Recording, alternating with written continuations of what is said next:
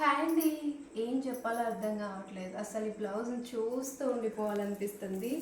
So ఇదైతే double బూటీస్ అయితే ఇప్పించాను.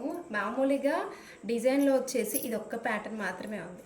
ఇది కొంచెం ఎక్స్ట్రా పెట్టించి దీనికి కూడా ఇలా బూటీస్ వచ్చేలాగా కంప్లీట్ మగ్గం కాన్సెప్ట్ అండి.